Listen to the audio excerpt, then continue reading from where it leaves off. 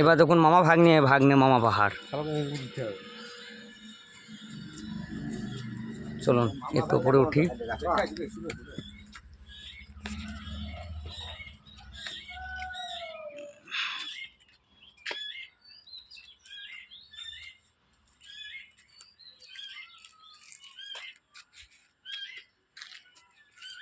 এইখানে শুধু পাহাড়, এইখানে উঠে যাবে যেগুলো পাথরগুলা। বাহ, চারিদিকে বেশ কত সুন্দর নাম লেখা আছে। এক একজন বোধহয় এক একটা পাথরকে না আছে, ওই জন্য নাম। খুব ঠান্ডা কিন্তু নয় বলো? হ্যাঁ, এত গরমের মাঝেও এত গাছপালাতেও দেখ এই জায়গাটা খুব ঠান্ডা। ভালো জায়গা। মামা ভাঙার পাহাড় কত সুন্দর জায়গা। হুম ভালো, হুম দারুণ জায়গা। মা ভাঙা পাহাড়ে কত সুন্দর সুন্দর লাগছে, কত গাছ।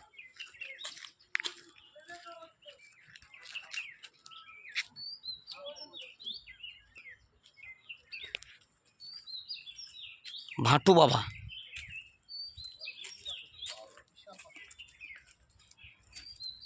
বিরাট পাথর। এই যে দেখুন দুবরাজপুর শহরটা খুব একটা উঁচুতে নেই আমরা অবশ্য। আমরা অনেক কিছু লেখা আছে যাক চারিদিকে। চলুন সাথে থাকুন, দেখাচ্ছি। চলো আগে চলো। একটা পুকুরে দারুণ মাকে বাচ্চাকে দুধ দিচ্ছে, দারুণ লাগছে, ভালো লাগছে। একটা ডালায় 5টা। এখানে একটা মন্দির আছে।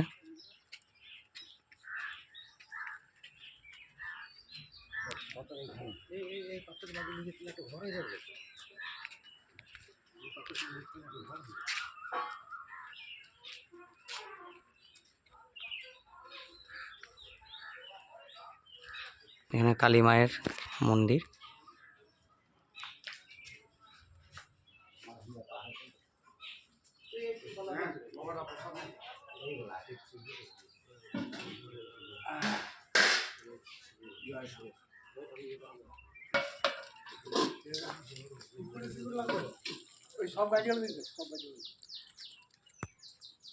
এখানে একটি দাদা গাছে জল দিচ্ছে, সব গাছে।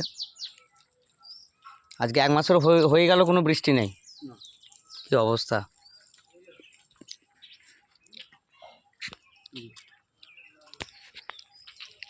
আপনারা চাইলে আসতে পারেন এখানে বেড়াতে। হাওড়া থেকে দুবরাজপুর স্টেশন নেমে যাবেন। দুবরাজপুর থেকে আপনারা টোটো করে নেবেন, 10 টাকা কি 15 টাকা নেবে। মামা ভাগ্নে পাহাড়ে চলে আসতে পারবেন। এছাড়া রানীগঞ্জ থেকে অনেকটা দূর হচ্ছে। আর তাছাড়া আপনারা সাঁইথিয়া, সিউড়ি যেখান থেকে হোক চলে আসতে পারবেন, যে কোনো দিক থেকে আসুন না কেন। অপূর্ব সুন্দর জায়গা। দেখতে থাকুন, সাথে থাকুন। পরবর্তী ভিডিও আবার দেব। যদি ভিডিওটি ভালো লেগে থাকে চ্যানেলটাকে একটু লাইক আর একটু সাবস্ক্রাইব করে দেবেন পরবর্তী ভিডিওগুলো পাওয়ার জন্য। জয় জয় রাধে, জয় গৌর, জয় নিতাই।